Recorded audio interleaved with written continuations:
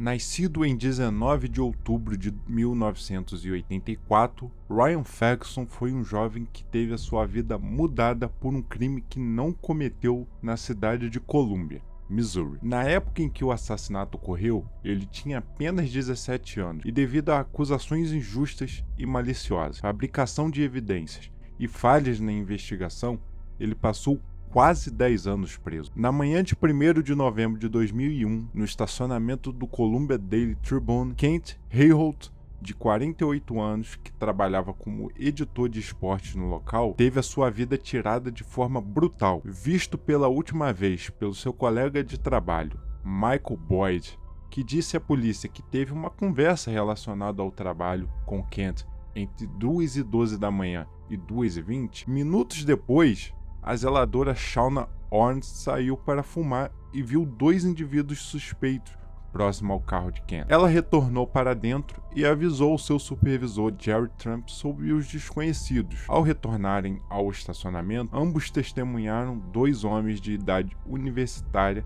próximo ao carro de Kent, e um deles gritava: "Alguém aqui está ferido." Antes que os indivíduos se afastassem do local, os zeladores avisaram os outros funcionários, que ligaram imediatamente para a emergência por volta de 2h26 da manhã. Kent foi encontrado brutalmente espancado e já sem vida no local. Ryan Ferguson, de 17 anos, aluno ainda do ensino médio na época, estava junto com seu colega Charles Erickson. Na noite do crime, os dois estavam numa festa de Halloween nas proximidades. Mais tarde, naquela mesma noite, Ryan foi encontrar sua irmã num bar, juntamente com Charles, onde ela comprou bebida para os dois. Charles estava sob muita influência de drogas e álcool naquela noite, o que fez com que no dia seguinte não se lembrasse de absolutamente nada o que havia ocorrido na noite anterior. Por 2 anos, o crime ficou sem solução alguma, mas em outubro de 2003, a mídia local cobriu novamente o assassinato. Charles teria tido alguns sonhos com conexão ao assassinato após ter visto alguns artigos no jornal. Alguns dias depois, ele perguntou a Ryan se acreditava que ele, Charles, poderia estar envolvido naquele crime. "É loucura que alguém foi assassinado a poucos metros da festa onde nós dois estávamos", disse Charles. Ryan o tranquilizou dizendo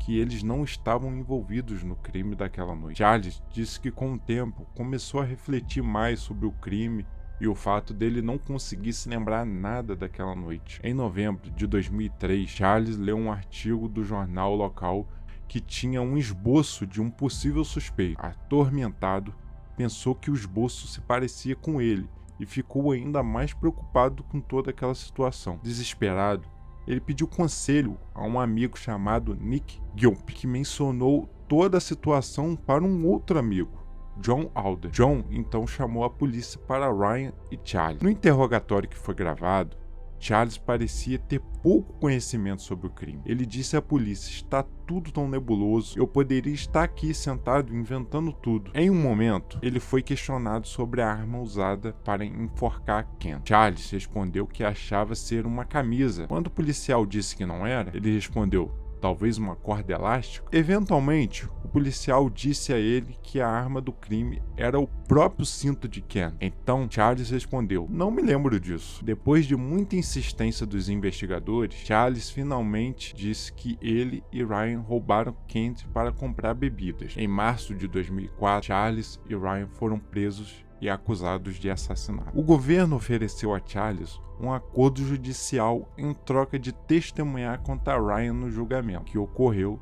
em 2005. Junto com Charles, o supervisor dos zeladores, Jerry Trump, testemunhou que viu Charles e Ryan no local. Ele disse que os reconheceu após ver uma foto em um artigo de jornal sobre o crime. No banco das testemunhas, Charles forneceu uma descrição detalhada de Ryan enforcando Kent, apesar de ele ter dito de não se lembrar nada daquela noite. A defesa respondeu que todas as evidências encontradas na cena do crime apontava para um outro local. Nenhuma das provas coletadas eram consistentes com as de Ryan ou Charles. Nenhum vestígio da vítima foi encontrado no veículo que Ryan dirigia naquela noite. Mesmo assim, Ryan foi condenado a 40 anos de prisão por assassinato em segundo grau e roubo. Após a condenação, Ryan ganhou seguidores de um grupo de defesa de condenações injustas. Em 2009, a renomada advogada Kathleen Zellner assumiu o caso, trabalhando pro bono, ou seja, trabalho voluntário sem nenhum pagamento. Em 2012, tanto Charles quanto Jerry retrataram em seu depoimento no julgamento declarações que foram obtidas por Kathleen e seu investigador. Na audiência de habeas corpus subsequente, tanto Charles quanto Jerry admitiram que mentiram no julgamento de Ryan. Charles alegou que o promotor Kevin Crane o pressionou a testemunhar contra Ryan. Ele testemunhou na audiência de habeas corpus que não conseguia se lembrar nada na noite do crime, pois estava muito embriagado com drogas e álcool naquela noite que desmaiou, causando sua amnésia anterógrada, que resumidamente é a incapacidade de criar novas memórias após o evento que causou a amnésia. Já Jerry afirmou que Kevin o pressionou a testemunhar contra Ryan, dizendo que viu as fotos do jornal pela primeira vez em 2004 no gabinete do promotor, alegando também que Kevin lhe mostrou um jornal com a foto de Ryan e que mencionou que seria útil ele identificar Ryan como tendo estado na cena do crime. Michael Boyd, a última pessoa a ter visto Kent com vida no estacionamento, também foi chamado como testemunha. A advogada Kathleen, ao questionar Michael, extraiu uma linha do tempo que o colocava com Kent no momento do assassinato. As histórias conflitantes de Michael eram conhecidas antes da audiência, porém ele nunca havia sido chamado como uma testemunha juramentada em nenhum processo judicial referente ao caso. Kathleen entrou com um mandado de habeas corpus no Tribunal de Apelações do Missouri, citando uma série de falhas no julgamento criminal. A mais notável entre elas foi que a promotoria cometeu violações ao reter evidências da equipe de defesa. O Tribunal de Apelações descobriu um padrão de não divulgação pela polícia e os promotores que contribuíram para a condenação de Ryan. A zeladora Shauna, que testemunhou os dois homens fugindo do estacionamento, disse que ela havia dito ao promotor Kevin que o homem que havia visto naquela noite não era Ryan. Ela alegou que Kevin havia várias vezes tentado induzi-la a testemunhar contra Ryan e que em sua última conversa ele foi bem ameaçador. Apesar dela ter sido a única testemunha que poderia identificar os criminosos, ela nunca foi questionada no tribunal se Ryan era ou não um dos homens naquele estacionamento. Kathleen alegou que a promotoria pediu Shauna para não identificar Ryan, pois sabia que a resposta dela prejudicaria o caso da promotoria. Outras evidências que foram ocultadas foi em relação ao percurso de Charles